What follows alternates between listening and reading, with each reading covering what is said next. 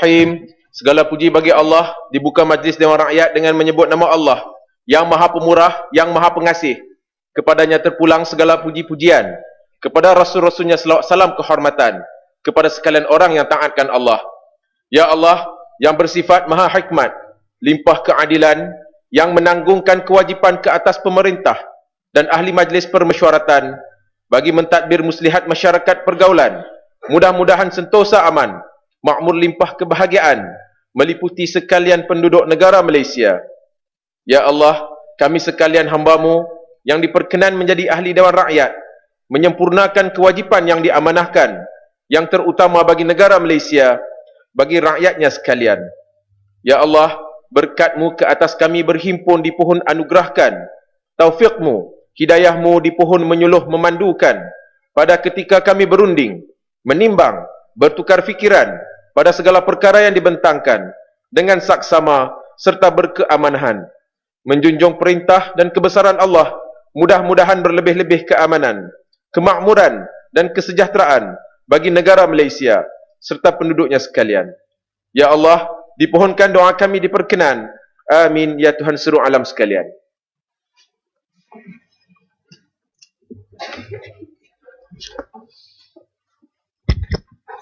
Pertanyaan-pertanyaan bagi jawab lisan. Yang berhormat Datuk Aziz Abdul Aziz bin Abdul Rahim Baling.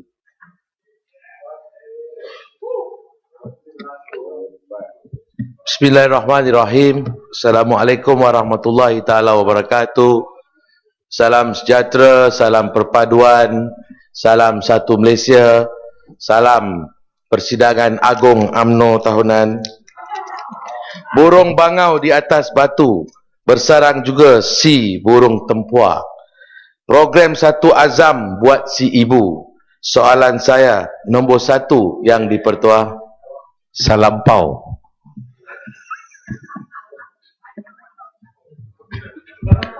Bismillahirrahmanirrahim. Assalamualaikum warahmatullahi wabarakatuh. Tan Sri Yang Dipertua, di bawah bidang keberhasilan utama negara meningkatkan taraf hidup isi rumah berpendapatan rendah NKLA-LIH, Kementerian Pembangunan Wanita, Keluarga dan Masyarakat telah melaksanakan program Satu Azam bagi membantu golongan miskin dan berpendapatan rendah menjana pendapatan tambahan untuk keluarga. Perkara ini adalah selaras dengan pendekatan productive welfare supaya golongan tersebut mampu hidup berdikari. Dalam hal ini, program Satu Azam ditawarkan kepada Ketua Isi Rumah KIR atau ahli isi rumah, kategori miskin dan miskin tegar yang berdaftar di bawah sistem mikasi. Selain itu, dalam usaha memberikan peluang kepada golongan berpendapatan rendah yang belum lagi didaftarkan dalam sistem mikasi, Kementerian Pembangunan Wanita, Keluarga dan Masyarakat menggunakan senarai penerima bantuan kebajikan masyarakat. Tan Sri Yang Dipertua, permohonan program Satu Azam terbuka kepada golongan miskin dan yang berpendapatan rendah, tidak kira dari kawasan bandar ataupun luar bandar. Sehubungan itu, Kementerian tidak menetapkan sebarang kota penyertaan untuk sesebuah kawasan, asalkan pemohon memenuhi kriteria kelayakan yang telah ditetapkan. Kriteria permohonan untuk menyertai program Satu Azam di bawah Kementerian Pembangunan Wanita, Keluarga dan Masyarakat adalah seperti berikut. Pertamanya, mestilah warga negara Malaysia, berdaftar dalam sistem mikasi, miskin tegar, berumur di bawah 55 tahun, berminat, berkemahiran dan masih lagi produktif. Setakat ini, program ini telah pun memberikan manfaat kepada 132.511 orang dari tahun 2010 hingga 31 Ogos 2013. Terima kasih. Baling. Terima kasih saya nak ucapkan kepada Wabi Menteri yang telah menjawab soalan pada pagi ini. Saya juga nak ucapkan jutaan terima kasih kepada Kerajaan Barisan Nasional di bawah kepimpinan Yang Amat Berhormat Datuk Seri Muhammad Najib bin Tun Abdul Razak. Sesungguhnya program Satu Azam ni begitu berkesan, khususnya di kawasan saya di Parlimen Baling. Walau bagaimanapun ada sedikit permohonan setelah kita membuat pengamatan penelitian dalam konteks pemberian bantuan Satu Azam ini. Izinkan saya membuat permohonan sedikit kepada kementerian, khususnya dalam konteks pemberian barangan di luar package. Contohnya mesin uli tepung untuk buat roti canai, mesin kerisik kopi, mesin pengisar soya, mesin buat muruku, mesin penebang pokok. Hari ini mereka sedang memberi mesin motong rumput. Motor rumput ni lazim ni diambil untuk kegunaan peribadi. Kita nak beri pengupayaan kepada mereka. Justru itu cadangan kita untuk memberikan mesin penebang pokok dan juga pisang kerepit. Jadi soalan tambahan saya sekarang kepada yang buat Timbalan Menteri. Apakah kerajaan berpuas hati dengan program Satu Azam ini? Berapakah jumlah peratus atau jumlah angka Satu Azam yang telah berjaya diberikan peluang khususnya di kawasan luar bandar? Soalan kedua, apakah kaedah pemilihan untuk memastikan mereka-mereka ini berjaya dalam program ini? Ini agak penting kerana kita nak tahu bagaimana pemantauan ini sedang dilakukan. Dan sekali lagi, sebagai ahli Parlimen Baling, saya ucapkan terima kasih kerana pemberian ini diberikan setakat ini sudah melebihi 300 orang, 50 orang setiap kali diberi bantuan ini, dan saya harap dapat dilaksanakan, diperkasakan lagi lebih luas, sebab inilah satu-satu kaedah cara untuk kita benar-benar membantu masyarakat di luar bandar dalam konteks sosioekonomi. Terima kasih Tan Sri Yang di-Pertua. Terima kasih Yang Berhormat Adinda daripada Baling.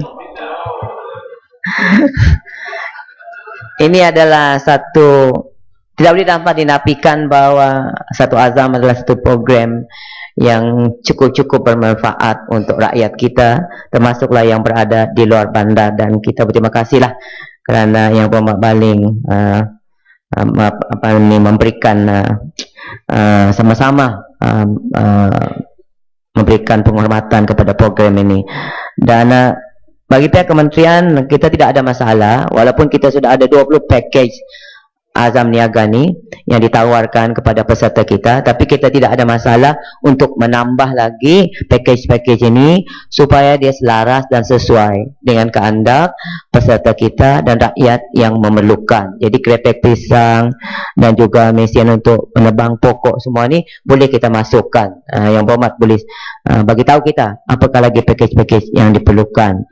Bagi soalan yang seterusnya berkenaan dengan bilangan ataupun peratusan peserta kita daripada luar bandar, daripada bilangan yang ada pada kita setakat ini, kita dapati bahawa 54% daripada peserta kita ialah datang daripada kawasan luar bandar. Dan juga untuk bagi memastikan program Satu Azam ini benar-benar berkesan dan berjaya untuk membantu kumpulan sasar kita, kementerian sentiasa menambah baik kaedah dan proses kita. Pertamanya dengan kita mengenal pasti peserta kita ini yang benar-benar berminat dan ingin untuk capai kejayaan. Oleh kerana itu, mereka akan dikenal pasti dahulu di kawasan-kawasan yang terlibat. Kemudian diadakan temuduga, pegawai kita akan turun untuk menemuduga setiap seorang daripada pemohon ini. Setelah pemohon ini dikenal pasti dan berjaya, maka mereka seterusnya akan diberi pula khusus keuangan supaya mereka dapat memulakan perniagaan mereka dengan lebih baik lagi. Karena kalau tanpa khusus ini, nanti bila mereka mula berniaga, mereka tidak boleh menjalankan perniagaan dengan baik. Dan ketiganya, setelah itu kita akan mengadakan pemantauan. Setelah kita berikan barangan ini, kita akan pantau pula mereka untuk selama 1 tahun.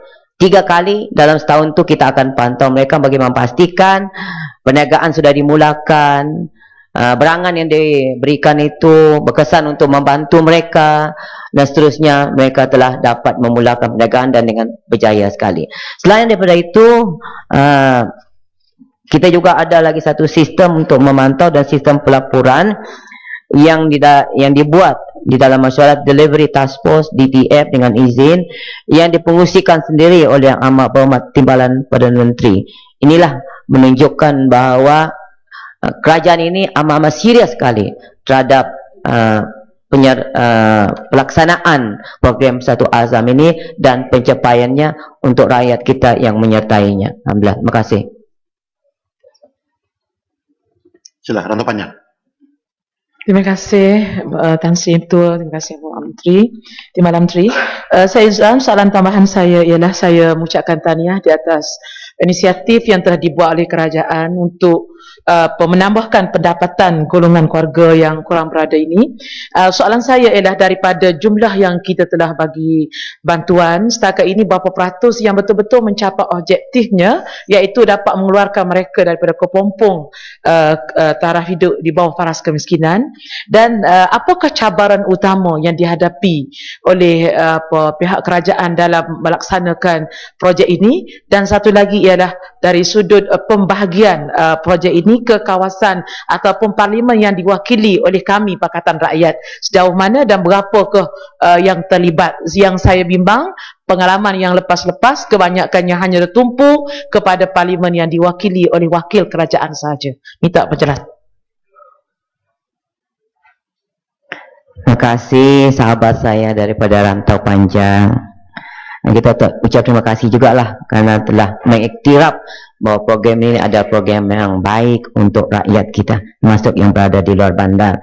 Untuk makluman yang berhormat dan juga Dewan yang mulia ini, Tan Sri Yang Ketua, daripada penyataan seramai 132,511 orang daripada tahun 2010 hingga 31 Ogos 2013, berdasarkan pemantauan yang telah dilaksanakan ke atas 20,808 orang peserta satu azam bermula daripada bulan Januari hingga Disember 2012, seramai 11,694 orang peserta program ini telah berjaya meningkatkan pendapatan keluarga mereka hingga melapasi paras garis kemiskinan.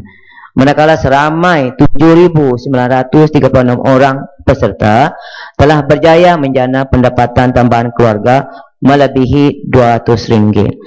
Manakala bagi pemantauan bagi tahun 2013 sehingga bulan Ogos, seramai 8,961 orang peserta telah berjaya menjana pendapatan tambahan keluarga melebihi RM300 sebulan. Yang berhormat, mengenai dengan soalan apakah cabaran utama kita. Cabaran kita tentulah utamanya untuk merubah sikap, merubah mentaliti rakyat kita supaya mereka benar-benar mau keluar daripada kepompong kemiskinan. Ini adalah cabaran yang amat tinggi sekali, namun kita menerimanya dengan baik. Itu sebab kita kali ini telah memperkenalkan kaedah dengan betul-betul mengenal pasti mereka berminat untuk kita bantu, dan juga memberikan khusus kepada mereka dan seterusnya memantau selama 1 tahun. Dan berkaitan dengan kita ada juga cabaran, kadang barangan tu tidak mencapai kehendak mereka. Yang ini juga telah kita kenal pasti dan kita menambah baik. Sebagai contohnya, kadang-kadang barang tu yang mereka perlukan bukanlah barang yang terlalu besar. Kadang-kadang dia memerlukan kuasa elektrik sampai 3 fasa, sedangkan mereka orang miskin, rumahnya pun tidak ada kuasa elektrik sedemikian. Ini juga telah kita kenal pasti dan kita perbaiki lagi, insyaAllah. Seterusnya berkaitan dengan adakah kita memilih saja kawasan-kawasan parlimen tertentu? Tidak. Sebenarnya kita bagi kepada semua kawasan mengikut keperluan dan senarai ada di dalam IKASI. Terima kasih. Kelabakan. Sila. Terima kasih Tan Sri Speaker yang Ini budiman. hal keluarga yang bermanfaat pokok sana, jadi kelabakan mesti ada. Tan Sri Speaker, memang kita mengiktiraf bahawa bantuan satu azam ini satu bantuan yang cemerlang. Ini memang kita ucapkan tahniahlah kepada kerajaan di bawah pimpinan Yang Amat Berhormat Perdana Menteri. Tetapi satu azam ini seperti Baling katakan tidak mencukupi. Jadi persoalan saya, kalau tidak dapat satu azam, kerana di Sabah banyak orang-orang yang miskin di luar bandar, ibu tunggal dan OKU, mereka ini mau bantuan. Bolehkah kementerian mempertimbangkan mereka-mereka ini dapat bantuan kebajikan tiap-tiap bulan? Kerana sekarang di Sabah tidak ada tambahan. kalau boleh daripada persekutuan, Kementerian Kebajikan di persekutuan ini boleh, kalau boleh atau tidak boleh dapat bantuan-bantuan, kalau boleh kita boleh senaraikan dan hantar kepada Timbalan Menteri. Terima kasih. Terima kasih kepada sekali ini kekanda saya dari Kalawakan. Kita semua dalam satu keluarga. Alhamdulillah. Yang berhormat, kita sentiasa prihatin sebagai kementerian yang menjaga kebajikan. Kita sentiasa prihatin dan kita akan berusaha bersungguh-sungguh untuk membantu rakyat yang memerlukan.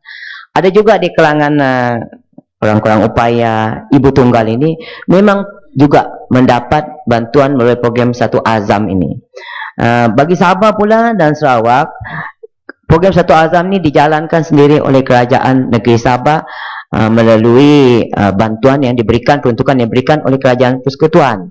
Dan tidak boleh kita katakan bahwa Sabah ketinggalan. Sebenarnya memang ada.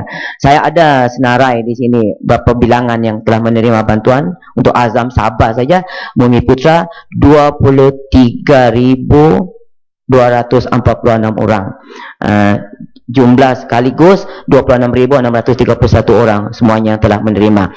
Untuk bantuan kebajikan itu insya-Allah OKU, Ibu Tunggal, macam-macam program yang kita ada di bawah kementerian yang berhormat daripada Kelabakan, kita boleh memberikan pertimbangan. Tidak ada masalah untuk memberikan kita nama-nama ni asalkan mereka memang layak dan mengikut kriteria telah ditetapkan, kita boleh membantu insya-Allah. Terima kasih. Yang berhormat Tuan William Leong Ji Kin, Selayang. Terima kasih Tan Sri Yang di-Pertua. Soalan saya, soalan kedua.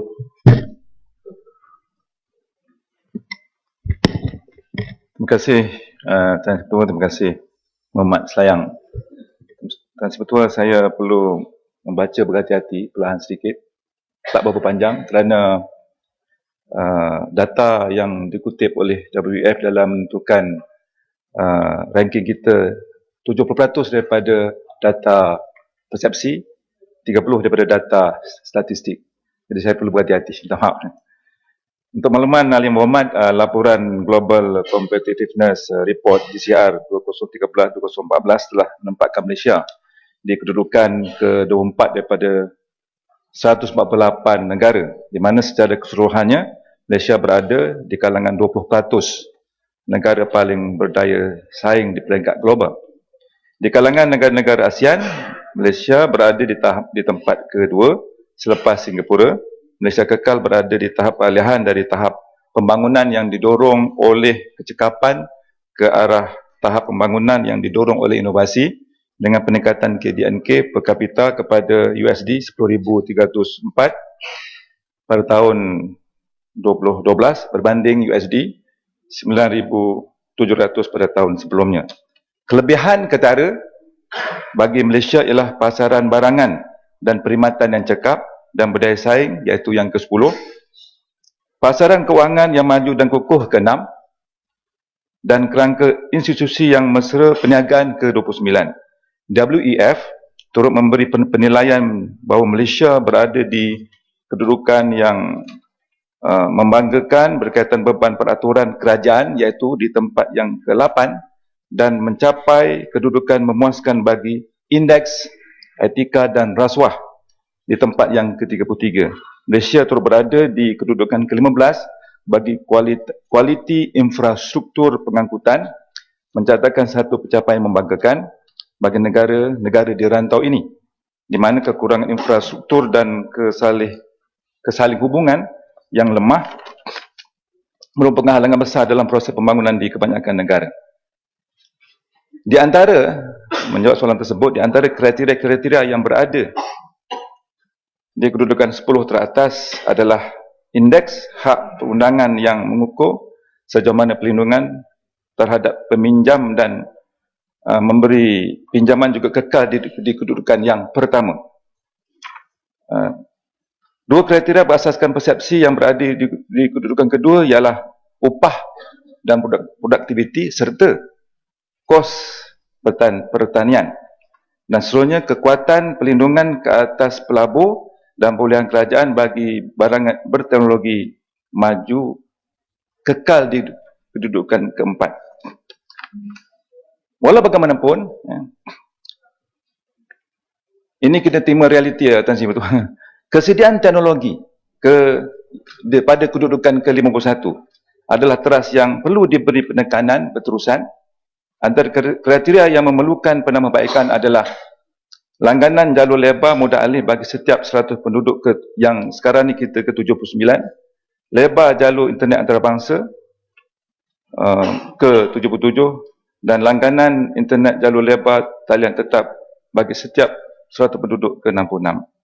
Jadi tuan yang dipertua, antara langkah-langkah untuk menangani kelemahan negara dalam persaingan antarabangsa ialah pertamanya mewujudkan persekitaran yang dapat memupuk inovasi melalui kerjasama dan secara khususnya membangunkan sistem pendidikan yang dapat memenuhi keperluan industri dan menggalakkan penerapan teknologi sebagai persediaan ke arah negara berpendapatan tinggi. Kedua, meneruskan usaha dalam pembaharuan struktur dan pelaburan penting yang diperlukan untuk memastikan persekitaran yang makmur dan peluang pekerjaan untuk rakyat seiring dengan program transformasi bagi mendorong pertumbuhan ekonomi. Ketiga, mempergiatkan, ini penting Tan Sri yang tua sebab dia berkaitan dengan persepsi, mempergiatkan usaha-usaha penyebaran maklumat, daya saing dan inisiatif-inisiatif yang telah dilaksanakan oleh kerajaan kepada sektor awam, swasta dan masyarakat umum, dan akhirnya penglibatan secara berterusan dengan agensi penarafan antarabangsa dengan meningkatkan kerjasama strategik antara agensi pembekal iaitu pembekal data tempatan serta agensi antarabangsa seperti ILO, UNESCO, ITU, INSEAD dan WHO bagi memastikan data yang dibekalkan adalah tepat dan menggambarkan keadaan yang sebenar. Sekian, terima kasih. Selayang. Terima kasih Tan Sri Yang di-Pertua. Saya mengucapkan tahniah dan syabas kepada kerajaan atas menambahbaikkan kedudukan ke-24 dalam Global Competitive Report 2013 yang diterbitkan oleh World Economic Forum yang meliputi 148 negara. Seperti yang dikata oleh Yang Berhormat Timbalan Menteri tadi, kelebihan yang paling ketara adalah kedudukan 10 untuk pasaran barangan dan perkhidmatan, kedudukan ke-6 pasaran kewangan yang maju dan kukuh, dan kerangka institusi yang mesra perniagaan yang mendapat kedudukan yang ke-29. Tetapi kita juga ada kelemahan dan kita hendak mengadakan program untuk membaikkan kelemahan ini. Selain daripada kesediaan teknologi yang masih konsisten rendah yang mendapat kedudukan ke-51, penyertaan wanita dalam tenaga kerja juga mengadakan kedudukan yang rendah, iaitu 122. Mengikut laporan Bank Dunia yang diterbitkan pada November 2012, sehingga 2011, penyertaan wanita dalam tenaga kerja adalah hanya 47.9% di bawah kadar purata Asia Timur dan Pasifik. Mengikut Bank Dunia, produktiviti negara boleh bertambah 23% jika kumpulan wanita yang berbakat dapat menyertai dalam tenaga kerja. Tadi jawapan untuk soalan bersatu, kita mengadakan program Satu Azam. Saya meminta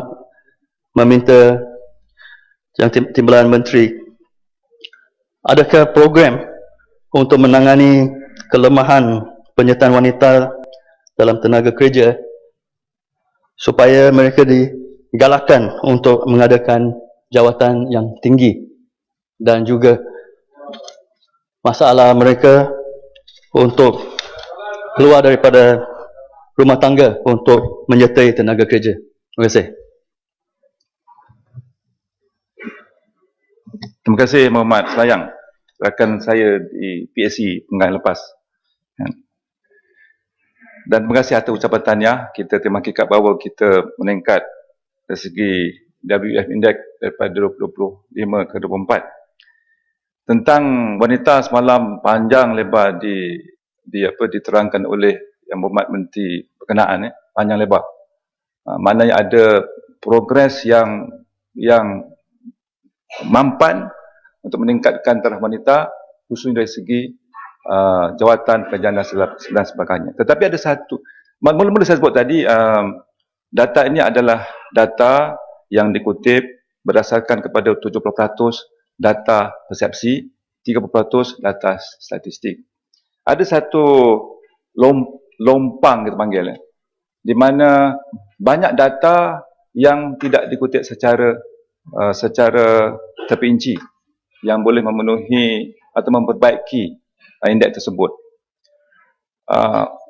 Sebab itulah Tan Sri Ketua, pihak MITI sentiasa meningkatkan kerjasama dengan agensi penarafan antarabangsa supaya data-data itu akan memberi gambaran sebenar kepada situasi prestasi khususnya wanita dan juga sektor lain seperti yang dimaksudkan tadi. Sebab kita sudah maklum bahawa ramai juga di kalangan kaum wanita pekerja, tetapi terlepas daripada kutipan data tersebut kerana tidak ada ruang untuk meletakkan bahawa data mereka bekerja ini dalam kutipan data.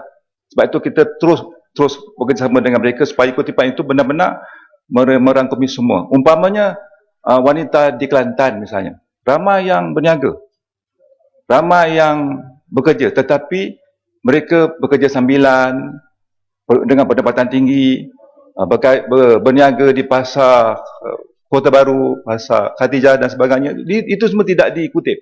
Dan terbaru Yang Berhormat Tan Sri Muhammad Selayang ialah ramai juga kaum wanita yang berniaga melalui menggunakan e-business.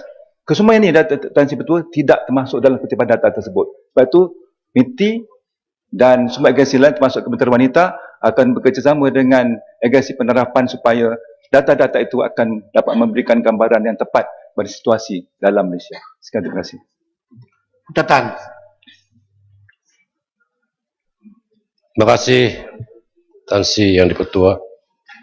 Saya mendengar begitu teliti jawapan Menteri soal langkah-langkah untuk menaik taraf ekonomi rakyat kita.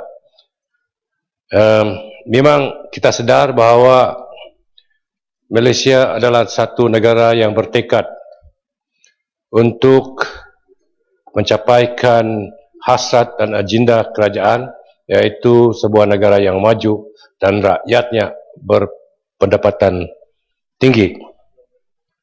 Dan kita melihat bahawa Malaysia adalah antara negara yang paling berkembang, iaitu the highest place developing Asian economy. Itu kita sedar.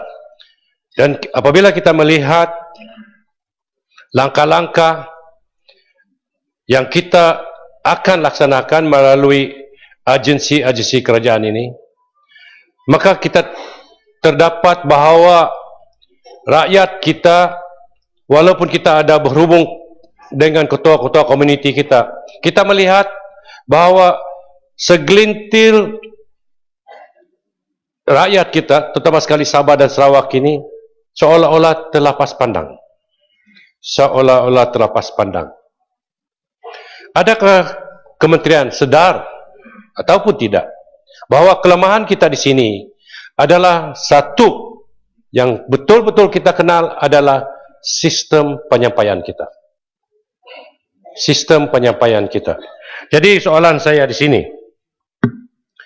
bagaimanakah Kementerian Antarabangsa ini dapat membuat satu penyelarasan dengan agensi-agensi yang lain, terutama sekali kementerian-kementerian luar bandar misalnya, untuk memperkasakan industri-industri ataupun pengeluaran-pengeluaran di peringkat-peringkat kampung ataupun di peringkat luar bandar.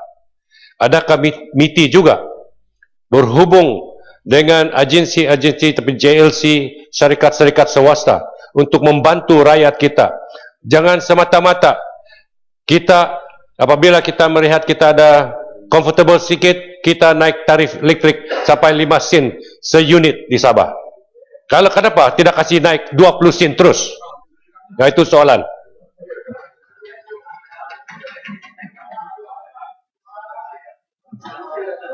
Terima kasih Yang Berhormat Tuan Sebetul.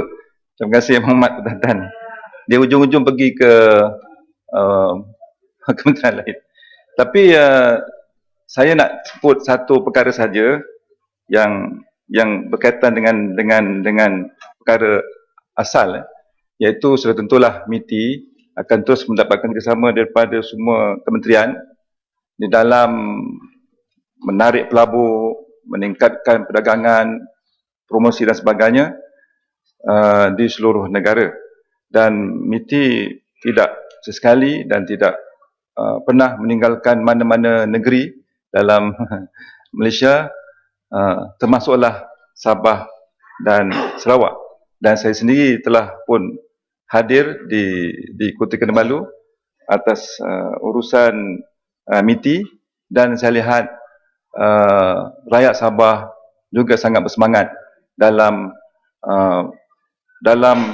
menyertai bidang usahawanan dan berusaha untuk meningkatkan produk yang banyak di Sabah tersebut. Artinya Sabah tidak tertinggal, dan kita akan terus bekerjasama dengan semua pihak. Dan apa-apa input yang patut MITI beri kepada semua kementerian, termasuklah yang berkaitan dengan elektrik tersebut, sudah tentu telah pun mengambil kira semua faktor yang sudah tentu memberi kebaikan kepada ekonomi negara Malaysia secara untuk jangka masa panjang secara keseluruhan. Sekian, terima kasih.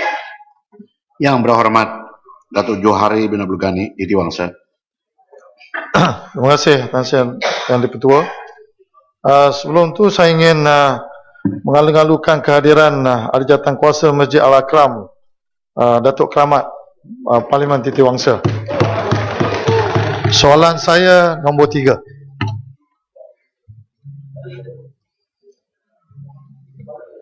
Terima kasih Tan Sri Yang Dipertua. Ya, terima kasih Yang Berhormat Titiwangsa. Untuk makluman Yali Yang Berhormat Titiwangsa, Dewan Bandaraya Kuala Lumpur telah melaksanakan beberapa siri operasi bagi mengambil tindakan menurunkan iklan di premis penjagaan di Jalan Silang, Lebur Pudu dan Jalan Tun Tan Sri Sit di atas kesalahan perkataan-perkataan dan huruf-huruf dalam bahasa Malaysia tidak diberikan keutamaan di dalam iklan yang dipasang di premis penjagaan di lokasi di atas. Tindakan mengeluarkan notis kesalahan juga dilaksanakan selaras dengan Undang-Undang Kecil Iklan Wilayah Persekutuan Kuala Lumpur 1982. Berdasarkan kepada 4 siri operasi yang dijalankan, DPKL telah pun menurunkan sebanyak 77 unit iklan di premis penjagaan di lokasi di atas yang terdiri daripada berbagai saiz. Tindakan ini akan diteruskan di lain-lain kawasan termasuk di Jalan Caukit dan Jalan Ampang, dan tindakan ini tidak akan hanya ditertumpu pada iklan yang mengutamakan bahasa Myanmar atau Nepal, malahan kepada lain-lain iklan yang tidak mengutamakan bahasa Malaysia. Sekian, terima kasih. Titiwangsa. Terima kasih Yang Berhormat Timbalan Menteri.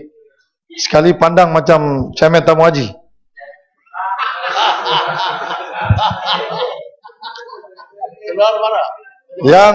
Yang lori itu kendi, yang merah itu saga, yang baik itu budi, yang indah itu bahasa. Ini melambangkan kekuatan bahasa Melayu itu seni selaras yang diperuntukkan dalam perlembagaan Malaysia. Yang Berhormat Menteri, kalau kita lihat di Korea, di Jepun, di Taiwan, di Thailand dan Indonesia, apabila kita pergi negara-negara ini, kita dapat merasakan bahawa kita berada di Korea, ataupun kita berada di Jepun, atau kita berada di Taiwan, Thailand dan juga Indonesia. Kerana kalau kita lihat papan-papan tanda ini melambangkan negara tersebut. Jadi saya ingin bertanya, banyak kali kalau kita lihat, kadang-kadang papan tanda ini meminggirkan ataupun mencemari bahasa Melayu kita.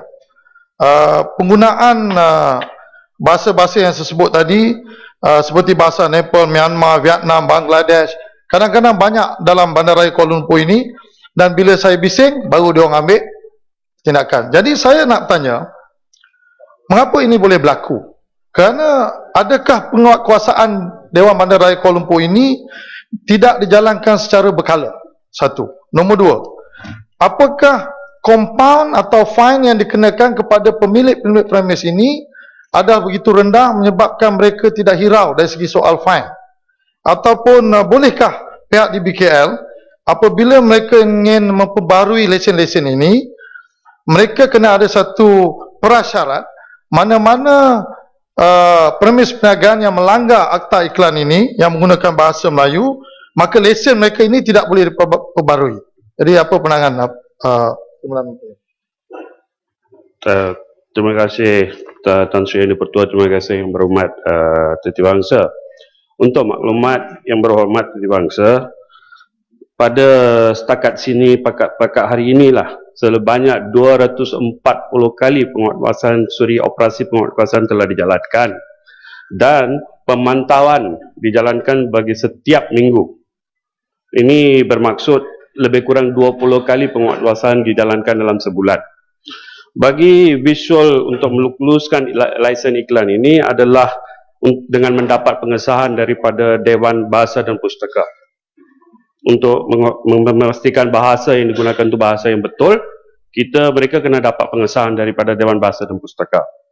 Walau bagaimanapun dengan syarat mereka melanggar, kalau melanggar papan iklan ini semasa dia tidak dibarui ini, saya terpaksa bagi jawapan secara bertulis kerana saya tidak ada jawapan tersebut. Berkenaan dengan denda pula, denda dia maksimum RM2,000 dikenakan sekali.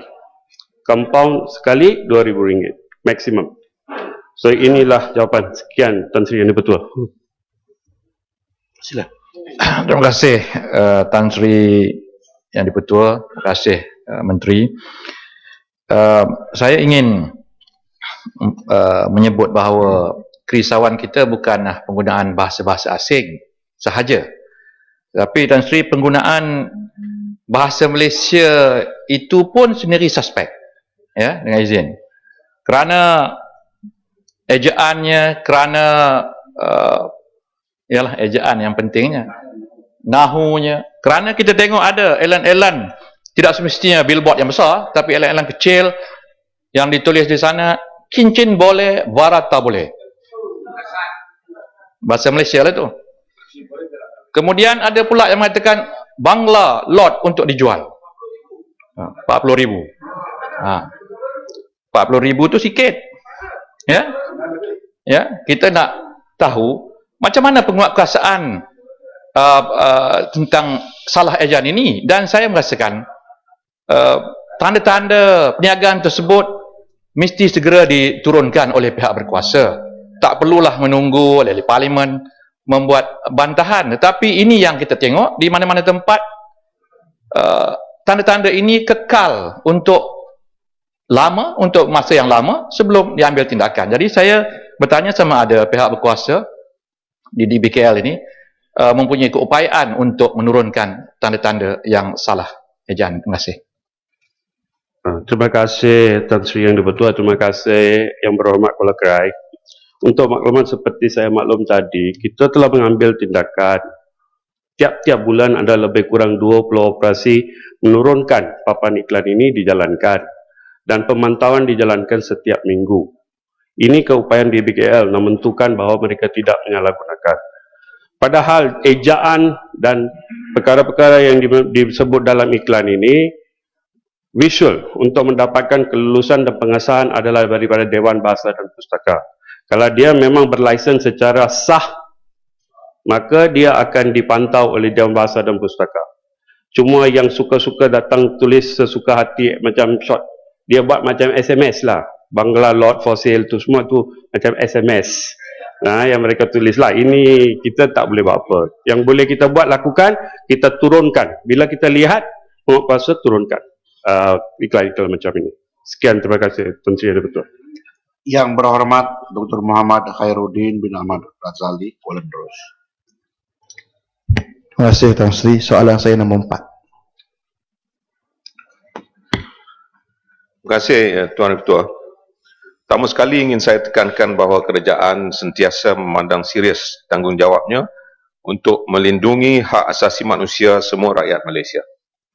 Kesungguhan kerajaan dalam melindungi hak asasi manusia rakyat Malaysia tidak boleh dinilai hanya melalui kesertaan negara ke instrumen-instrumen hak asasi manusia di peringkat antarabangsa sahaja. Dalam kaitan ini, ICCPR atau Kovenan Antarabangsa berkenaan hak-hak sivil dan politik atau International Covenant on Civil and Political Rights adalah salah satu daripada 9 instrumen teras hak asasi manusia antarabangsa.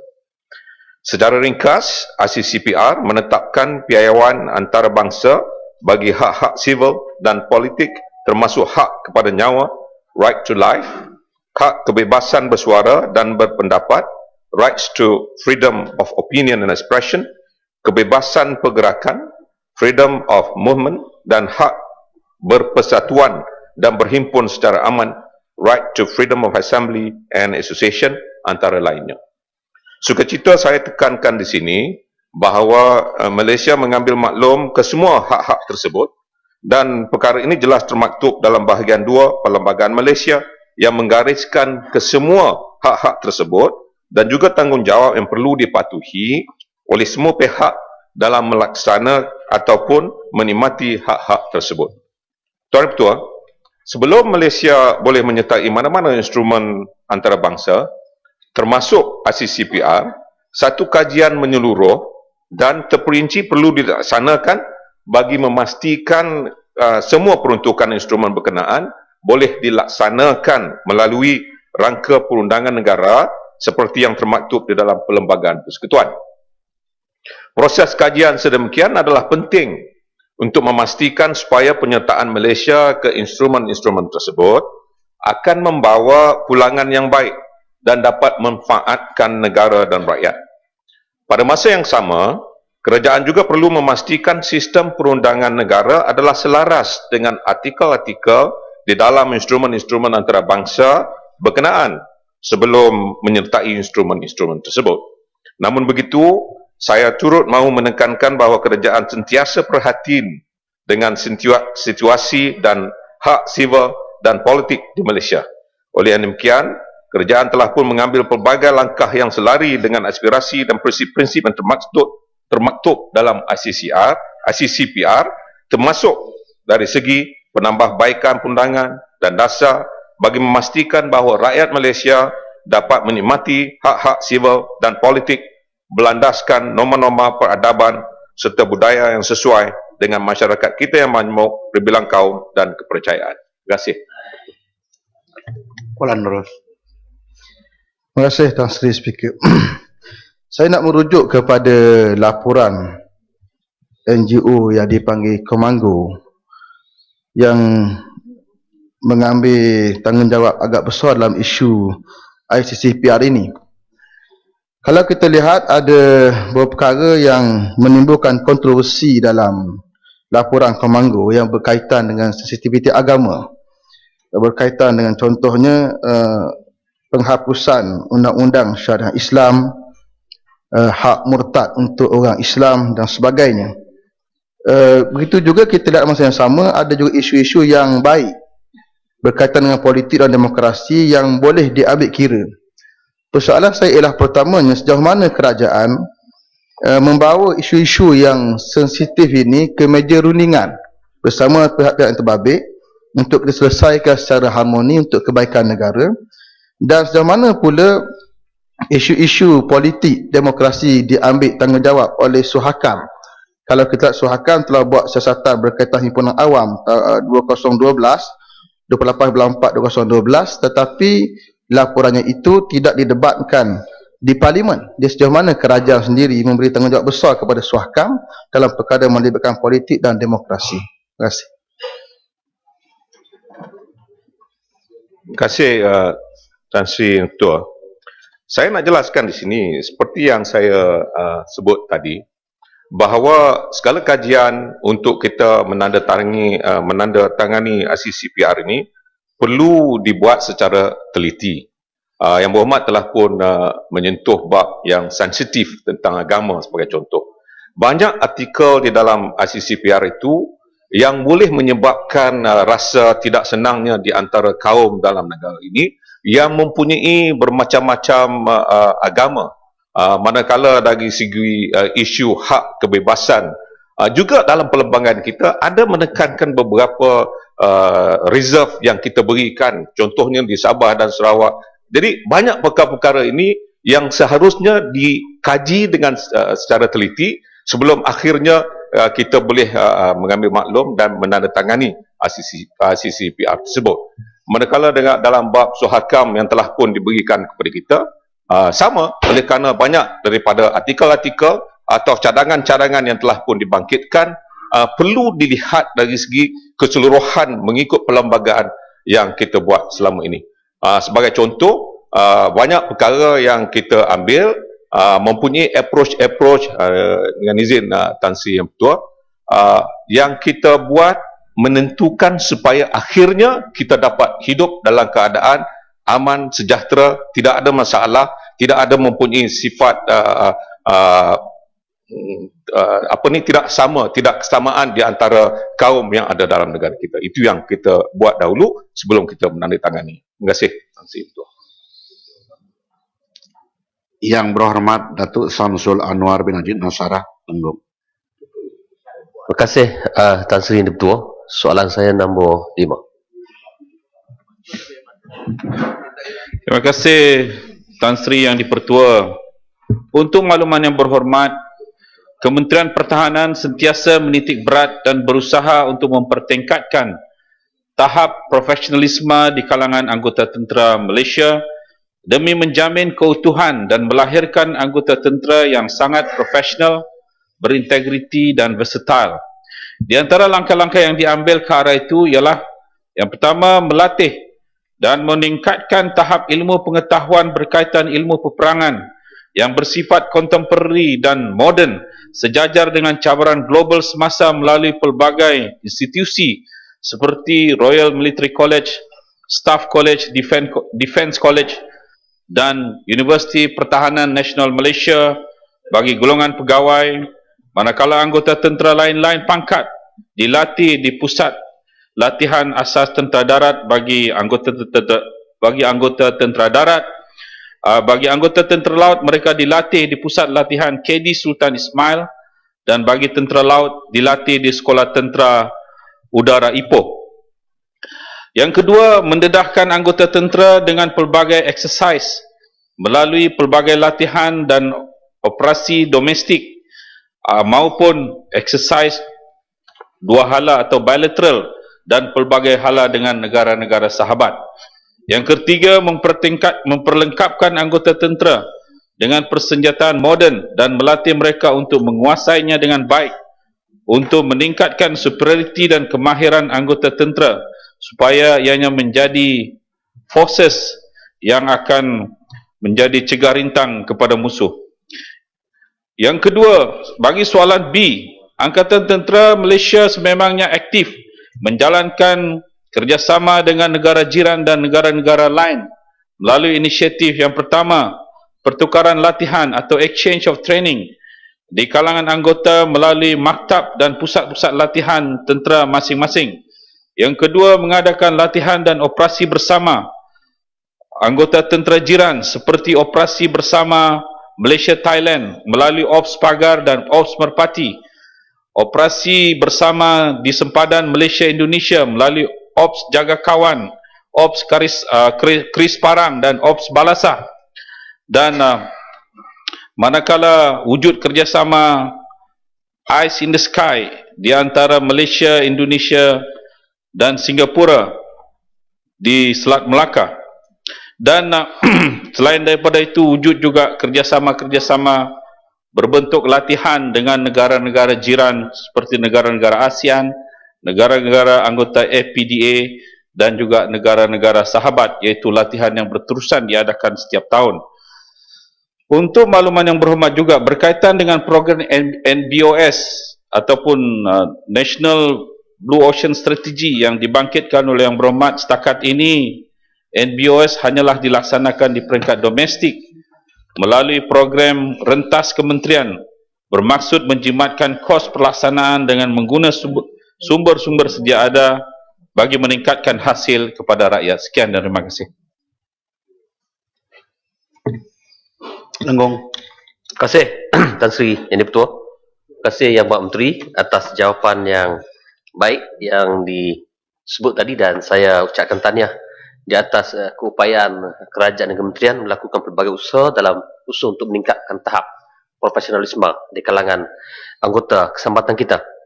Soalan tambahan saya, pertamanya, apakah jenis dan berapakah jumlah exercise bilateral ataupun multilateral ketiga-tiga angkatan tentera kita ni, darat, udara dan laut, dalam usaha untuk meningkatkan lagi tahap patriotisme mereka. Dan kita tahu bahawa dalam keadaan dunia yang sudah begitu berubah dengan perubahan teknologi, tahap keselamatan perlu ditingkatkan. Apakah pihak kerajaan dan kementerian berpuas hati dengan kerjasama yang dijalinkan oleh kementerian atau angkatan tentera dengan negara-negara jiran kita sebagaimana disebut tadi, kerana ancaman kepada tahap keselamatan negara ini telah pun begitu berubah dan lebih mencabar pada masa akan datang. Terima kasih. Terima kasih Yang Berhormat Lenggong. Untuk makluman Yang Berhormat, setakat ini pada tahun 2013 kita telah mengadakan 29 exercise bilateral di antara negara Malaysia dengan negara-negara sahabat dan 9 exercise multilateral ataupun exercise pelbagai hala yang melibatkan negara-negara jiran seperti negara-negara ASEAN, anggota FPDA ataupun Five Power Defence Arrangement, negara-negara sahabat yang lain seperti France, Amerika dan Pakistan. Dan untuk makluman Yang Berhormat, objektif exercise ini adalah untuk memperkukuhkan dan mengeratkan lagi perhubungan angkatan tentera dengan negara-negara luar, mempertingkatkan lagi tahap kemahiran dan profesionalisme di kalangan pegawai dan anggota. Yang ketiga, menguji dan menilai tahap keberkesanan prosedur dan doktrin serta keupayaan persenjataan dan peralatan logistik. Yang keempat, mewujudkan konsep interoperability dan meningkatkan kemampuan bekerjasama yang berkesan. Yang kelima, meningkatkan persefahaman dan peluang berinteraksi serta pertukaran pendapat. Berkaitan dengan sama ada kita berpuas hati atau tidak dengan latihan-latihan ini, saya ingin nyatakan di sini bahawa setakat ini kerajaan berpuas hati dengan latihan-latihan yang dilaksanakan dengan negara-negara jiran, dengan melihat kepada cabaran semasa yang semakin complicated berkaitan dengan berlakunya transborder crime dan juga ancaman-ancaman terorisme yang sentiasa melanda di wilayah ini. Terima kasih Yang Berhormat. Sebuti. Terima kasih Tan Sri Yang di-Pertua. Saya ingin tahu sama ada kementerian mempunyai hak campur tangan dalam kurikulum ataupun pelantikan pensyarah dalam Universiti Pertahanan Nasional Malaysia, dan juga apakah pandangan Yang Berhormat Timbalan Menteri terhadap yang ini Dr. Ridwanti yang telah pun kita ada bukti peliagat yang artikel daripada pensyarah yang lain dalam dalam artikel dalam khusus kertas kerja khususnya, dan juga beliau mengajar ethnic cleansing kepada pelajar dalam khususnya, dan juga memberi pengajaran yang melanggar dengan etika dan undang-undang pertahanan dan militeri. Yang kita tahu Universiti Pertahanan Nasional Malaysia adalah melatih pakar tentera dan general untuk negara kita. Jadi kalau kiranya berlakunya pensyarah macam ini yang mungkin akan memberi pengajaran yang menyeleweng kepada pelajar kita, apakah pendirian Kementerian Pertahanan? Terima kasih Yang Berhormat. Seperti mana kita tahu bahawa Universiti Pertahanan Malaysia adalah ditubuhkan sebagai sebuah institusi bukan sahaja untuk melatih anggota tentera tetapi juga orang awam yang ingin mengikuti kursus-kursus bahagian ketenteraan, dan sebahagian daripada mereka ini akhirnya akan berkhidmat dengan anggota tentera. Dan Universiti Pertahanan Nasional Malaysia ini adalah merupakan satu institusi universiti butik yang diwujudkan bagi maksud-maksud membuat kajian dan juga pengajaran berkaitan dengan pertahanan dan keselamatan.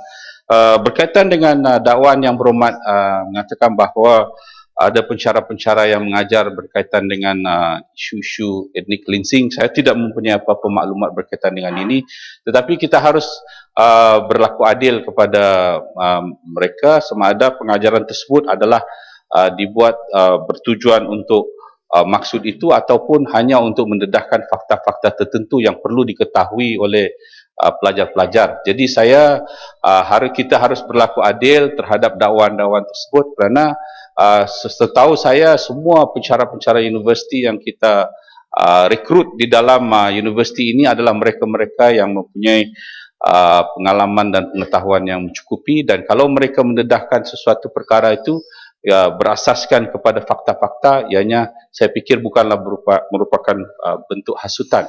Jadi kita harus kita akan menyiasat perkara ini kalau jika ada, tetapi saya akan memaklumkan sekiranya perlu di masa akan datang. Terima kasih. Ya. Yang berhormat Laksamana Pertama Bersara Haji Muhammad Imran bin Abdul Hamid Lumut.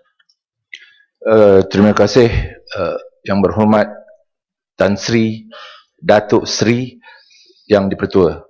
Saya difahamkan Tan Sri baru dianugerahkan dengan Datuk Sri oleh Kerajaan Negeri Pulau Pinang. Untuk itu kita ucapkan tahniah Tan Sri. Soalan saya Tan Sri nombor 6. Terima kasih.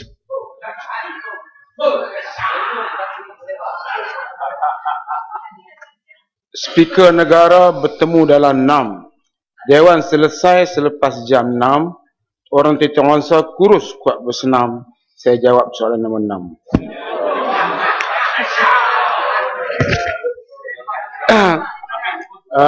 Tan Sri Yang Dipertua yang dikasihi, seringkali dalam kehidupan semasa bekerja sering dikenang, tapi bila kita pencen jarang diperhati orang. Jadi belajarlah jadi orang yang bersyukur dan sentiasa berterima kasih kepada orang yang telah memberi khidmat yang cemerlang. Adalah tidak adil untuk komen bekas Menteri Wanita pada hari semalam. Untuk makluman ahli yang berhormat, bayaran pencen minima RM820 sebulan adalah untuk pesara perkhidmatan awam yang mempunyai tempoh perkhidmatan yang boleh dimasuk kira sekurang-kurangnya 25 tahun. Mengikut formula pengiraan pencen, di bawah undang-undang pencen, jumlah pencen pesara yang rendah adalah disebabkan tempoh perkhidmatan yang singkat serta gaji akhir yang kecil. Bagi pesara yang terlibat dengan penguasaan Telekom Malaysia dan diserapkan ke syarikat, mereka telah diberi option sewaktu penguasaan. Sama ada yang pertama, memilih skim ala kerajaan yang mana tempoh dan gaji akhir semasa berkhidmat dengan kerajaan dan syarikat diambil kira bagi tujuan pengiraan pencen dan ganjaran, atau memilih skim syarikat yang menawarkan skim gaji serta faedah yang lebih lumayan, tetapi tempoh dan gaji akhir sewaktu berkhidmat dengan syarikat tidak diambil kira bagi tujuan pengiraan pencen dan ganjaran. Sepanjang berkhidmat dengan syarikat di bawah skim syarikat, majikan mencarum kepada kumpulan wang simpanan pekerja KWSP untuk faedah selepas bersara.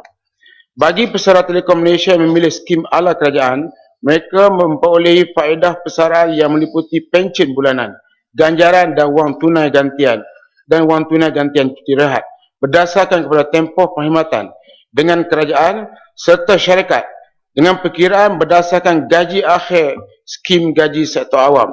Bagi pesara yang memilih skim syarikat pula, mereka mempunyai dua faedah, iaitu faedah pesaraan skim kerajaan berdasarkan kepada tempoh perkhidmatan dengan kerajaan dan faedah KWSP berdasarkan kepada tempoh perkhidmatan dengan syarikat.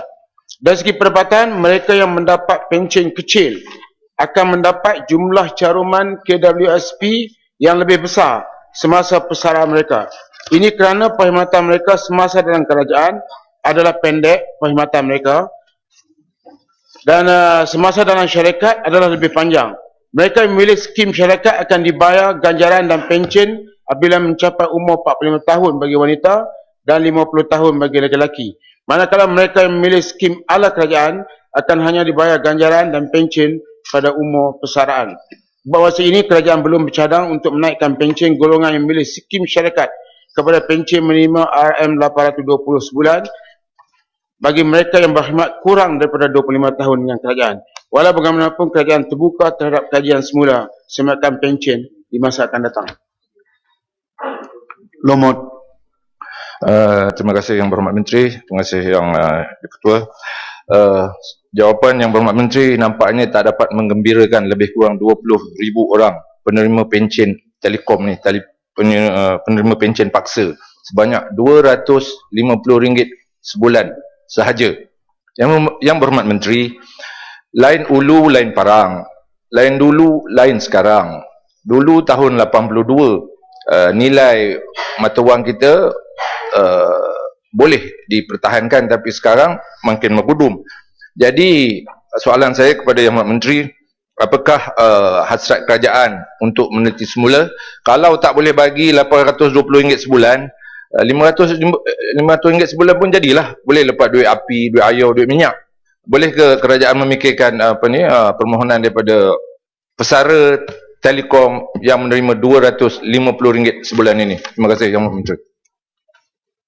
Yang Berhormat Tan Sri Yang Betul, sebagaimana saya jawab tadi, bahawa kerajaan terbuka kepada apa-apa review berhubung dengan pencen ini. Tetapi Yang Berhormat kena sedar, kalau sekiranya kita berbuat demikian, kita juga kena mengambil kira bahawa semasa dia pencen, dia kerja pendek dengan kerajaan, pencennya hanya 250, tetapi bila dia bekerja dengan syarikat, dia dapat gaji. Contohnya ada satu syarikat yang diswastakan, dia dapat gaji 3 increment. Saya tak pasti sama 3 increment ataupun 3 kali gaji yang terakhir kalau dia kerja dengan swasta. Dan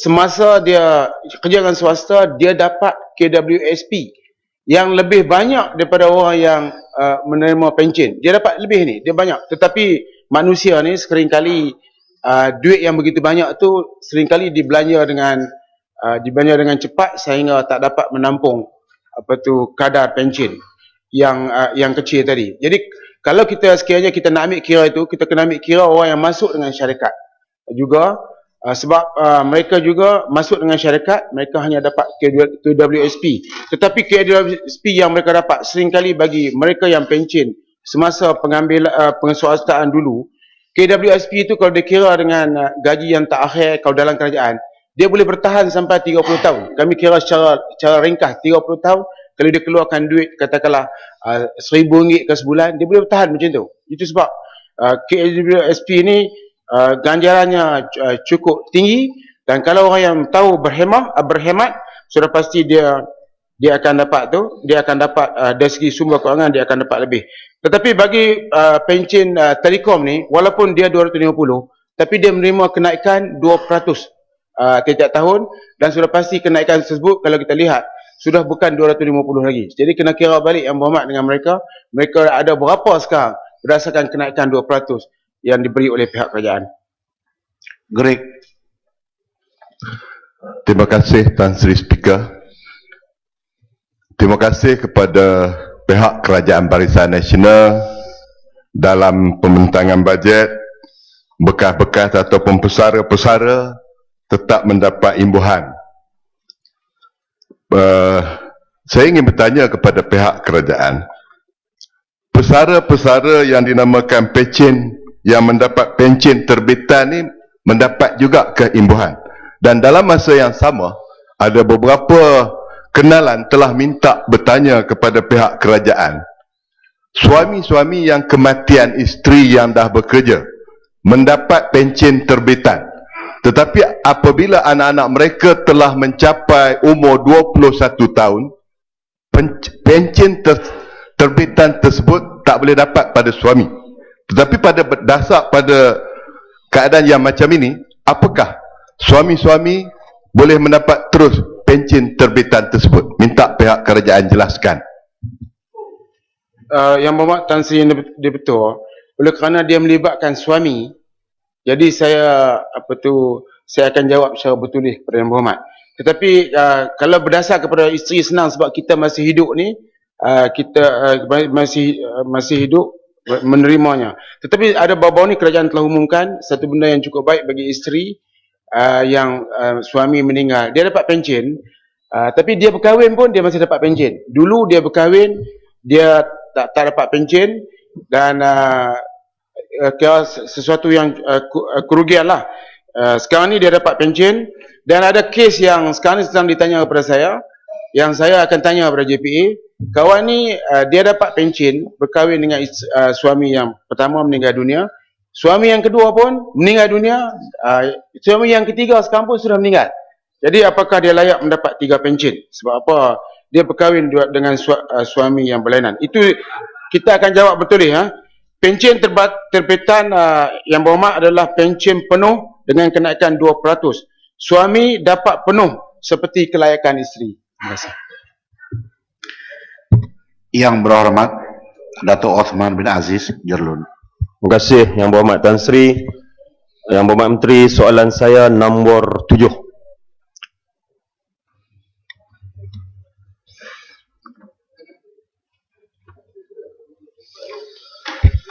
Terima kasih Tuan Yang Dipertua. Untuk makluman ahli yang berhormat, Kementerian sememangnya telah dan sentiasa berusaha mewujudkan hubungan yang baik dengan semua badan-badan sukan di negara.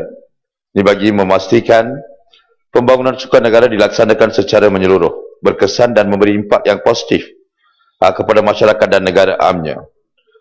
Hubungan positif antara kementerian dan badan-badan sukan tersebut dapat direalisasikan melalui kerjasama dan penglibatan bersama antara kerajaan dan badan-badan sukan dalam merancangkan program-program latihan dan pertandingan atlet-atlet negara, baik di peringkat kebangsaan maupun di peringkat negeri. Penubuhan jawatan kuasa kerja di antara kerajaan dan badan-badan sukan merupakan platform yang berkesan dalam membantu mengembangkan potensi bakat-bakat atlet negara dalam bidang sukan. Tuan Yang Dipertua, dalam usaha memastikan persatuan sukan berada di tahap yang cemerlang dari aspek tadbir urusnya, Kementerian sentiasa menegur mana-mana badan sukan yang tidak menunjukkan prestasi yang membanggakan memandangkan pelaburan dari segi kewangan yang telah diberikan kepada badan induk sukan berkenaan. Ini tidak bermakna teguran yang dibuat dianggap telah mewujudkan keadaan yang tidak harmoni di antara pihak kementerian dengan pihak badan-badan sukan berkenaan. Kementerian sentiasa berusaha membantu menangani isu-isu remeh badan-badan sukan yang kadang-kadang boleh menjejaskan prestasi atlet sukan itu sendiri. Dan ada kalanya tindakan tegas terpaksa diambil terhadap badan-badan sukan yang mengalami konflik dalaman yang berpanjangan seperti menggantung atau membatalkan badan-badan sukan berkenaan selaras dengan Seksyen 20 Akta Pembangunan Sukan 1997. Kementerian Belia dan Sukan melalui Majlis Sukan Negara bertanggungjawab untuk membantu persatuan-persatuan sukan kebangsaan dalam melaksanakan program-program pembangunan sukan bagi memajukan sukan negara. Sukan prestasi tinggi yang merupakan salah satu dari 2 bidang utama yang digariskan dalam dasar sukan negara memerlukan peruntukan kewangan yang besar untuk memajukan sukan tersebut ke arah meningkatkan imej negara melalui kecemerlangan sukan. Justru pemberian peruntukan kepada Persatuan Sukan Kebangsaan oleh Majlis Sukan Negara mengambil kira beberapa kriteria seperti berikut. Yang pertama, sukan-sukan dalam persediaan ke arah Tamasya Sukan Antarabangsa di peringkat Asia Tenggara, Commonwealth, Asia dan Olimpik. Keutamaan kepada sukan teras prestasi tinggi negara seperti mana yang diluluskan oleh Jawatan Kuasa Kabinet Pembangunan Sukan. Yang ketiga, sukan-sukan yang disenaraikan di dalam program Majlis Sukan Negara sama ada di peringkat elit, pelapis atau pra-olimpik. Tuan Yang Dipertua, yang keempat, sukan-sukan yang mempunyai plan periodisasi latihan yang telah diluluskan oleh Jawatan Kuasa Kerja dan Jawatan Kuasa Program yang ditubuhkan oleh Majlis Sukan Negara. Untuk makluman ahli yang berhormat, kriteria yang digunakan bagi pemberian bantuan kewangan kepada NGO dan persatuan sukan adalah terbahagi kepada status persatuan dan jenis permohonan. NGO yang layak diberi pertimbangan adalah badan sukan yang berdaftar di bawah Akta Pembangunan Sukan 1997, Pertubuhan Belia yang berdaftar di bawah Akta Perubahan Belia dan Pembangunan Belia 2007, Sekretariat Rakan Muda di Institut Pengajian Tinggi Awam IPTA dan Institut Pengajian Tinggi Swasta IPTS yang berdaftar dengan Jabatan Belia dan Sukan Negara. NGO-NGO yang ditubuhkan di bawah Akta Parlimen dan bergabung dengan Majlis Belia Malaysia MBM. Manakala permohonan yang layak dipertimbangkan adalah aktiviti yang dilaksanakan adalah selaras dengan dasar pembangunan belia negara atau dasar sukan negara. Aktiviti yang dilaksanakan adalah memberi impak positif kepada kumpulan sasar dan aktiviti yang menggabungkan nilai-nilai integrasi dan perpaduan kaum. Dan aktiviti yang berkonsepkan kepimpinan, jati diri, patriotisme, ketatanegaraan, kemahiran, keusahawan, kesukarelawan dan kesukanan. Bantuan aktiviti yang dijalankan bersama NGO, keutamaan diberikan kepada NGO yang mempunyai kepakaran pengurusan, kepimpinan, kejurulatihan dan kemahiran teknikal dalam bidang berkaitan. Sekian, terima kasih. Jelun. Tan Sri Speaker, Yang Berhormat Menteri, kita melihat bahawa kadang media telah pun highlight isu-isu yang berkaitan dengan persatuan-persatuan sukan, di mana apa yang di-highlightkan itu dengan izin jauh lebih merujuk kepada masalah-masalah dalaman persatuan-persatuan sukan. Kita tak payah tanya hari ini pasal FAM, kita dah tahu. Kita juga pernah dengar pasal BAM, di mana satu ketika semua orang tahu Lee Chong Wei itu adalah anak didik kepada Miss Bun Sidik. Tapi oleh kerana ada masalah dalaman tu, maka Miss Bun terkeluar. Tapi Chong Wei okay, still on, but he's already 31. Isunya bagaimana nak lahirkan lebih ramai Chong Wei. Kemudian dalam taekwondo, ada WTA-nya, WTF-nya, MTF-nya dan sebagainya, sehingga kan nak bawa atlet ke sukan C pun bermasalah. Jadi apa yang nak ditanya, apa yang nak ditimbulkan adalah, adakah kementerian mempunyai kuasa melalui Pusuruhjaya Sukannya ke, melalui aktanya ke, dapat intervene supaya persatuan-persatuan ini dapat kurangkan masalah dalaman mereka. Yang penting pada kita sebagai rakyat Malaysia, kita nak supaya atlet di bawah naungan mereka ini dapat membawa hasil, bawa pulang pingat emas dan sebagainya. Dan soalan saya adalah bagaimana, tadi Menteri bercakap pasal bantuan, mekanisme yang lebih komprehensif. Adakah dia ada macam KPI supaya bila dia dapat pingat so much, dia dapat insentif so much persatuan itu.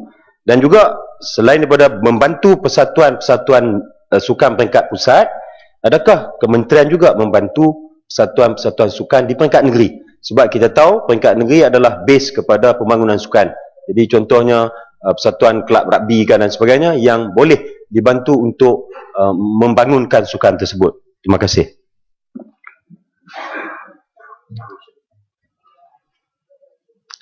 Terima kasih Tuan Yang Dipertua. Kadang-kadang kita lihat apa yang dibangkitkan oleh Yang Berhormat di antara persepsi dan fakta melalui media massa.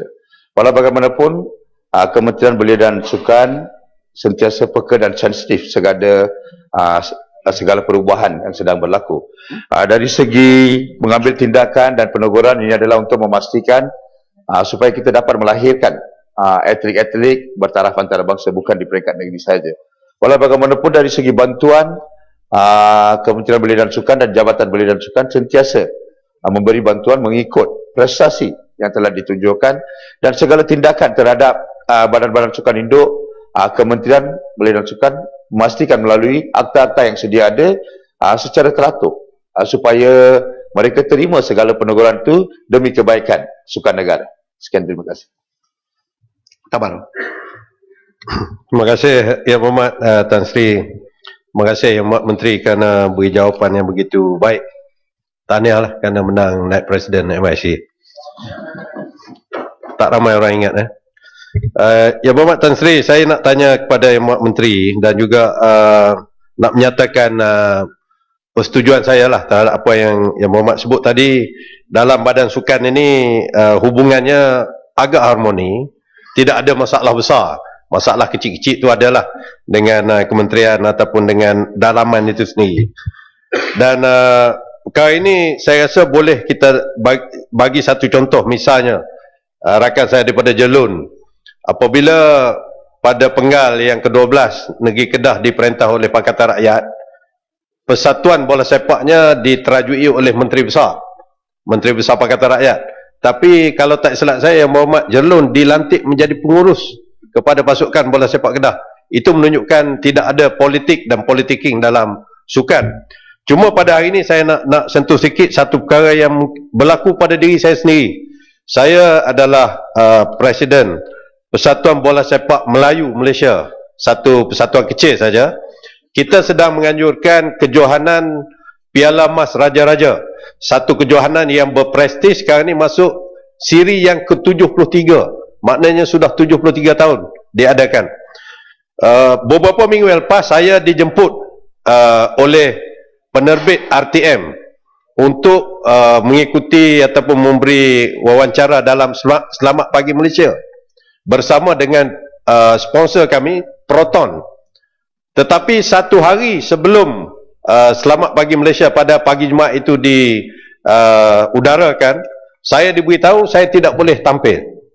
Saya tak tahu masalah apa. Boleh jadi kerana saya dari Kota Baru sebelah sini. Jadi ini alasan yang diberikan oleh penerbit. Saya tidak dibenarkan oleh pihak tertinggi. Saya minta Ulu Terengganu cek lah. Saya dah dalam sukan ni hampir 30 tahun dah. Tak pernah bawa politik dalam sukan ini. Sebelum saya di presiden persatuan ini, presiden saya adalah Putrajaya. Putrajaya jadi presiden saya. Kemudian apabila dia jadi menteri, dia minta saya ganti sebagai presiden. Tidak ada politik dalam persatuan sukan ini. Tetapi ada pihak-pihak lain yang kadang-kadang kelihatan cuba mempolitikkan sukan yang sepatutnya kita neutralisekan benda ini. Saya minta pandangan Yang Berhormat Menteri. Terima kasih. Terima kasih Tuan Yang Dipertua. Saya ucapkan jutaan terima kasih kepada Kota Baru yang sentiasa prihatin terhadap soalan-soalan sukan di Dewan Yang Mulia ini. Walau bagaimanapun saya tidak dapat menjawab kenapa beliau telah dibatalkan di Selamat Pagi Malaysia, termasuk di bidang kuasa Kementerian Penerangan. Walau bagaimanapun saya ingin menyatakan di dalam Dewan Yang Mulia ini, mana-mana negara sekiranya gagal mengamalkan sistem terbuka terhadap pendidikan dan sukan, mungkin kita gagal untuk melahirkan modal insan yang bertaraf antara bangsa. Segala pandangan daripada Kota Baru terima secara baik dan kita akan kaji secara mendalam. Terima kasih. Terima kasih. Masih soalan nombor 8 tidak dapat dijawab secara lisan memandangkan Yang Berhormat Dato' Pajang tidak berada dalam majlis mesyuarat pada ketika ini. Soalan 9, Yang Berhormat Datuk Safawi bin Ahmad Wasali, Sipitang. Terima kasih Tan Sri Speaker. Ramai bangla berjalan-jalan, minum teh tarik bercawan-cawan. Tan Sri Speaker, soalan saya nombor 9, mohon Menteri beri jawapan.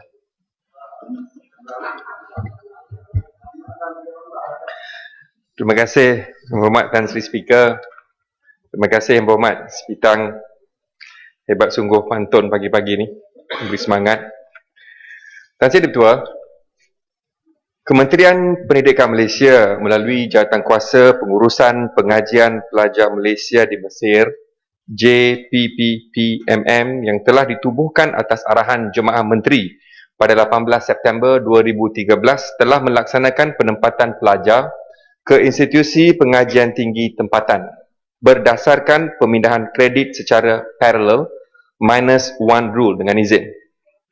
Kemasukan pelajar-pelajar ke IPT di Malaysia telah ditentukan oleh Jawatankuasa Pengurusan tersebut berdasarkan kepada syarat dan kelayakan akademik yang telah ditetapkan, markah merit pemohon, pilihan pelajar dan kapasiti tempat pengajian di IPT. Untuk maklumat Ahli Yang Berhormat, sebanyak 4,111 permohonan telah diterima dan setelah selesai proses pemilihan, seramai 2,594 atau 63% orang pelajar telah ditawarkan penempatan ke IPT di Malaysia.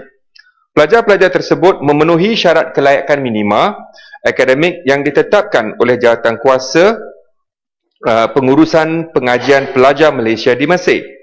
Di samping itu, seramai 17% ataupun 712 pemohon tidak diberi tawaran kerana tidak memenuhi syarat kelayakan minimum akademik. Manakala 15% iaitu 628 orang pemohon lagi ditolak kerana mereka tidak mengemukakan borang permohonan, manakala 177 ataupun 4% permohonan lagi tidak diproses kerana mereka merupakan pelajar tahun 5 atau tahun akhir bidang perubatan yang tidak ditawarkan penempatan di IPT Malaysia. Walau bagaimanapun, Yang Berhormat Tan Sri, terdapat seramai 7,033 pelajar memilih untuk kembali menyambung pengajian mereka di Mesir. Terima kasih, Tan Sri. Sipitang.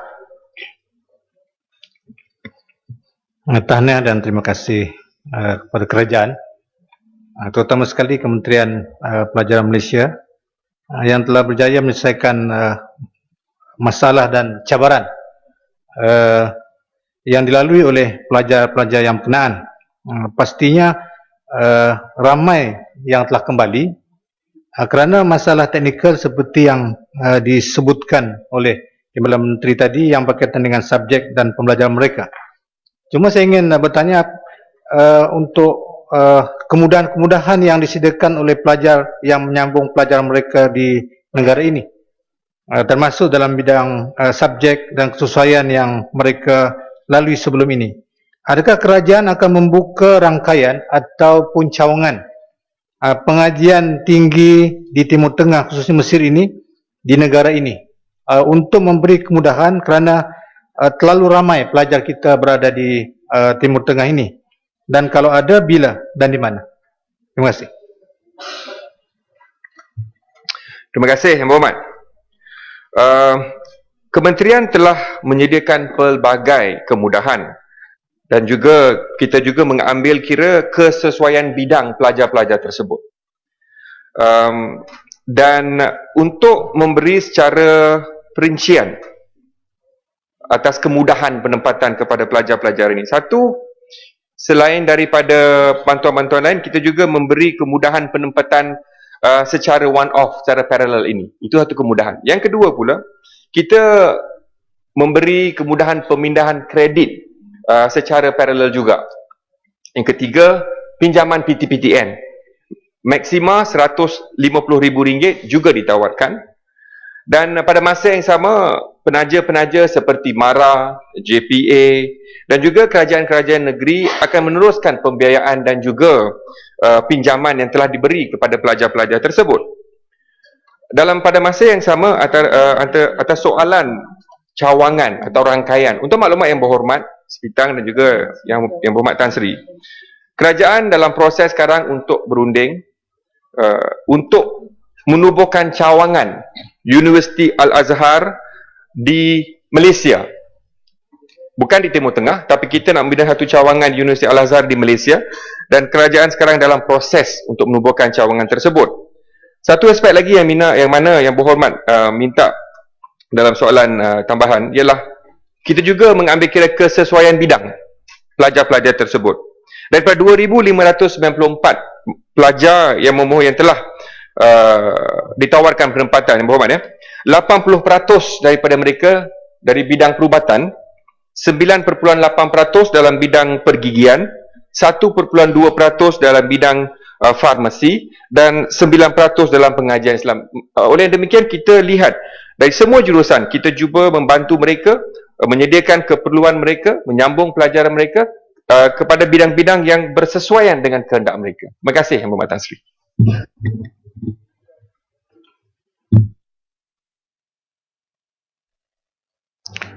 Soalan nombor 10 tidak dapat dikemukakan untuk dijawab secara lisan, memandangkan Yang Berhormat di Barat saya tak nampak berada dalam dewan mesyuarat pada ketika ini. Soalan nombor 11 Yang Berhormat Tuan Haji Ahmad Lai bin Bujang, Sibuti.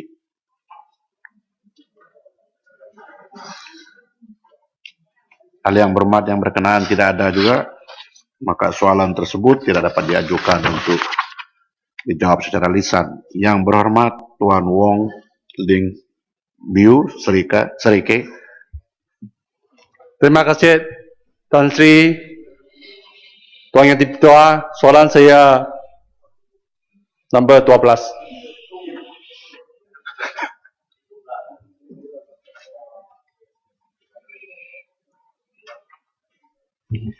Terima kasih Yang Berhormat. Terima kasih Yang Berhormat Tan Sri Speaker. Tuan Sri Speaker, berdasarkan kepada Peraturan Pendidikan Persatuan Ibu Bapa dan Guru PIBG Akta Pendidikan 1996, perkara 4 jelas menyatakan bahawa maka hendaklah ditubuhkan dalam tiap-tiap sekolah suatu persatuan yang dinamakan sebagai Persatuan Ibu Bapa Guru. Sehubungan dengan itu, sekolah perlu juga menubuhkan PIBG walaupun telah menubuhkan lembaga pengurus sekolah. Terima kasih. Sedikit. Terima kasih Timbalan Menteri. Soalan tambahan saya, apakah impak atau kesan sekiranya sekolah-sekolah lambat atau tidak menubuhkan PIBG? Dan kalau mengikut polisi Kementerian Pendidikan, apakah penubuhan PIBG lebih penting daripada lembaga pengurusan sekolah?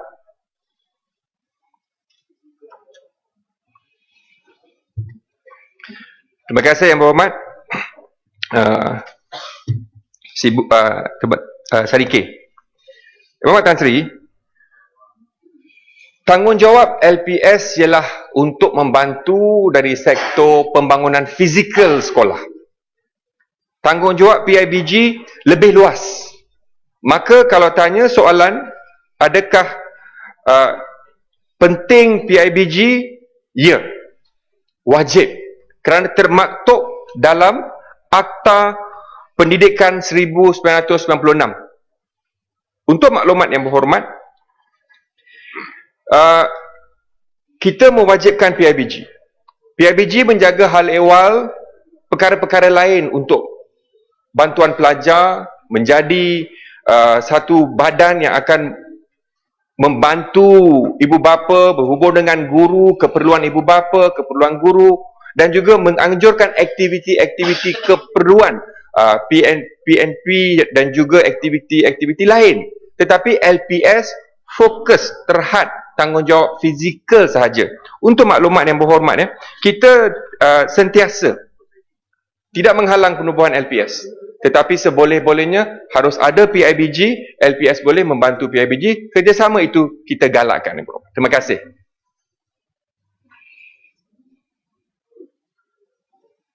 Yang Berhormat Datuk Joseph Salang Anak Gandum, Yulau.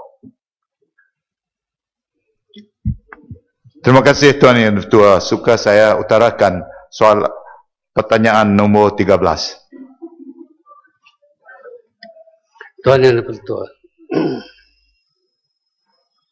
Dalam tempoh 56 tahun mencapai kemerdekaan, negara telah berjaya mencatatkan prestasi pencapaian ekonomi membanggakan. Melalui jentera pentadbiran yang bijak, merangka dan melaksanakan program pembangunan secara mapan lagi berwawasan. Apa yang amat jelas, Tuan Speaker, ialah tanpa perpaduan yang kita capai selama ini, tidak akan ada pembangunan untuk dibanggakan. Sejak kemerdekaan dan sepanjang proses pembinaan negara bangsa, pucuk pimpinan negara memang sangat sedar dan peka akan cabaran-cabaran untuk terus memupuk persefahaman dan keharmonian, mengurangkan pelbagai jurang antara kaum dan agama serta meredahkan penyelesaian sengketa yang timbul. Tanpa perpaduan dan keharmonian, negara adalah jauh lebih aman dan lebih tinggi berbanding dengan negara-negara majmuk yang lain. Tuan Yang Ketua, perpaduan adalah satu proses yang berterusan yang perlu dipertingkatkan untuk memastikan perpaduan dan keharmonian terus kekal dan terpelihara di dalam negara. Dengan peringatan ini, JEPNIN atau Jabatan Integrasi Nasional telah diberi nafas baru di bawah gagasan Satu Malaysia dan program transformasi kerajaan GTP yang diilhamkan dan dipacu oleh Yang Amat Terhormat Datuk Sri Najib Tun Abdul Razak, Perdana Menteri kita sejak 2009. Antara usaha dan langkah-langkah yang diambil ialah, pertama, mengurangkan jenayah, dan memastikan keselamatan komuniti terus terkawal melalui skim rundaan sukarela yang kini mencapai bilangan 3.995 sehingga 31 Oktober tahun 2013. B. Meningkatkan dan memperkasakan semangat kejiranan melalui kawasan rukun tetangga dengan penglibatan jiran wanita, jiran warga usia emas, jiran muda dan tunas jiran, atau kanak-kanak berusia 6 tahun hingga 12 tahun. Aktiviti yang dilaksanakan merangkumi bidang sosial, ekonomi, sukan, keselamatan, kebersihan dan alam sekitar, kebajikan dan lain-lain. Sehingga 31 hari bulan Oktober tahun ini, sebanyak 6.041 kawasan rukun tetangga berjaya ditubuhkan. Berikutnya, di samping itu juga, dan sebagai the way forward, satu kajian memperkasakan peranan rukun tetangga menjangkau seluruh masyarakat di Malaysia sedang dijalankan untuk menjadikan rukun tetangga sebagai pusat transformasi masyarakat. D. Menggalakkan interaksi dan integrasi melalui penubuhan 5.811 klub rukun negara di sekolah-sekolah rendah dan menengah dan 138 sekretariat rukun tetangga di IPT untuk meningkatkan semangat patriotisme dan persaudaraan di kalangan pelajar berbilang kaum. I. Menggalakkan interaksi komuniti dan wilayah melalui program lawatan integrasi di antara Semenanjung, Sabah, Sarawak, Labuan. Dan berikutnya, mengekalkan keharmonian dan persefahaman di kalangan komuniti melalui program mediasi community dengan memperbanyakkan bilangan mediating community sebagai orang ketiga yang berkecuali menyelesaikan konflik yang wujud di dalam masyarakat. Berikutnya, mengandalkan dialog untuk memupuk persepahaman dan mencari penyelesaian atau pendamaian antara penganut agama melalui penubuhan jawatan kuasa, mempromosikan persepahaman dan keharmonian di antara penganut agama atau JKMPA. Berikutnya, membincang dan mencadangkan kaedah penyelesaian yang terbaik tentang isu-isu penyatuan dan perpaduan melalui Majlis Konsultasi Perpaduan Negara atau National Consultative Council yang telah dilancarkan baru-baru ini oleh Yang Amat Berhormat Perdana Menteri. Berikutnya, mempromosikan slogan-slogan perpaduan di premis-premis kerajaan, persekutuan, kerajaan negeri, pihak swasta, dan badan-badan bukan kerajaan. Kemudian, mengembalikan kerjasama di antara Jabatan Perpaduan Negara dan Integrasi Nasional dengan pihak-pihak NGO dan swasta dengan menjadikan mereka sebagai rakan perpaduan atau partners in unity yang akan turut bersama menyumbang ke arah pemupukan semangat perpaduan dan keharmonian rakyat. Adalah dipercayai Tuan Yang Dipertua bahwa melalui langkah-langkah di atas serta kepekaan dan kerjasama semua rakyat jelata, keharmonian dan perpaduan akan dapat terus dipupuk, keamanan dan kebahagiaan dapat dikekalkan, kemajuan dan pembangunan yang lestari dapat dicapaikan untuk manfaat semua rakyat dan generasi yang akan datang selaras dengan hasrat wawasan negara dan gagasan satu Malaysia. Terima kasih. Masih hal yang berhormat, sisi pertanyaan-pertanyaan bagi jawapan lisan berakhir.